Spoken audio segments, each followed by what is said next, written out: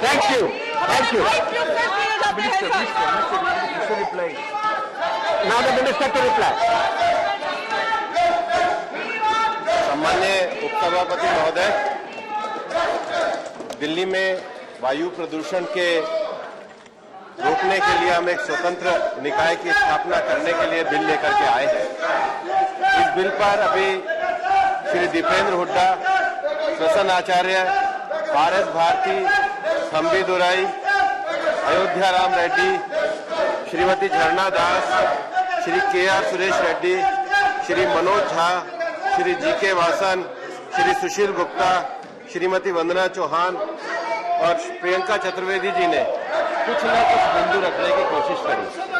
हालांकि बिल वायु प्रदूषण पे था, लेकिन सदन में ध्वनि प्रदूषण ज्यादा है और मेरे को ऐसा लगता है कि जो सदस्य बोलना भी चाह रहे थे उनको अनावश्यक रोकने का प्रयास किया गया। परंतु मैं यह स्पष्ट रूप से कहना चाहता हूं कि हमारी सरकार प्रधानमंत्री नरेंद्र मोदी जी के नेतृत्व में भारत के पर्यावरण को स्वच्छ बनाने के लिए पूरी तरीके से प्रतिबद्ध है और उसी के लिए हम लोग ये बिल लेकर के आए हैं। हम ये जानते हैं कि एनसीआर क्षेत्र में जो प्रदूषण की समस्या उसको लेकर न्यायालयों के समय समय पर निर्णय आते रहे हैं, लेकिन एनसीआर का जो ये क्षेत्र है इसमें जो प्रदूषण है उसके लिए वायु क्षेत्र जो है उसके एयर शेड की पहचान करना जरूरी है और एयर शेड की पहचान करते हुए दिल्ली और उसके आसपास के जो समीपवर्ती क्षेत्र हैं उसमें एक ऐसा मैकेनिज्म हम डेवलप करना चाहते थे जिस मैकेनिज्म में अनुसंधान भी हो, नवाचार भी हो और एक आपस में कोऑर्डिनेटेड तरीके से उस समस्या का समाधान निकले। यहाँ दीपेंद्र हुड्डा जी और प्रसन्न आचार्य जी ने दो विषय रखे हैं जिन्हें मैं आपके सामने स्पष्ट करना चाहता हूँ।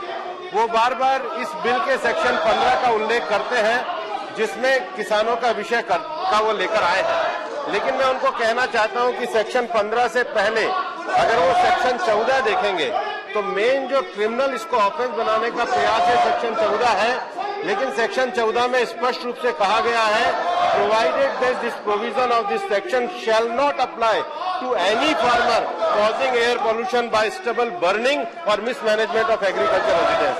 तो हमने पूरे तरीके से इसको डीक्रिमिनलाइज करा है, से इसमें सुरक्षित रखने का प्रयास किया है। दूसरा जो प्रसन्न आचार्य जी ने विषय उठाया है कि दिल्ली के आसपास किसान बहुत बड़ी संख्या में हैं और किसानों का प्रतिनिधित्व इस बिल में होना चाहिए। प्रसन्न आचार्य जी, मैं आपको ये बताना चाहता हूं कि एयर क्वालिटी जो कमीशन की जो बॉडी है उस बॉडी का जो सेक्शन 3 सबसेक्शन के है, 3 member being stake holder for such sector like agriculture, तो एग्रीकल्चर का जो एक व्यक्ति है वो इस कमीशन का सदस्य होगा, क्योंकि हम ये जानते हैं कि वातावरण को अगर स्वच्छ बनाना है तो कृषि के प्रतिनिधियों का इसमें पूरी तरीके से प्रतिनिधित्व होना चाहिए। महोदय, मैं आपको ये कहना चाहता हूं कि ये जो हम एक मैकेनिज्म लेकर के आए हैं, ये मैकेनिज्म एनसीआर के वायु प्रदूषण को समाप्त करने के लिए एक स्थायी मैकेनिज्म होगा, समर्पित मैकेनिज्म होगा और उसके साथ ही साथ सहभागी भी होगा। सहभागी इस मायने में होगा कि एक तरफ इसमें एक्सपर्ट होंगे, किसान, ट्रांसपोर्ट उद्योगों के प्रतिनिधि होंगे और उसके साथ ही साथ जो दिल्ली और एनसीआर की जो समीपवर्ती राज्य सरकारें हैं उनके भी प्रतिनिधि होंगे। एक तरीके से हम सहभागी लोकतंत्र के माध्यम से वायु प्रदूषण की समस्या के समाधान के लिए इस इंस्टीट्यूशन को खड़ा कर रहे हैं।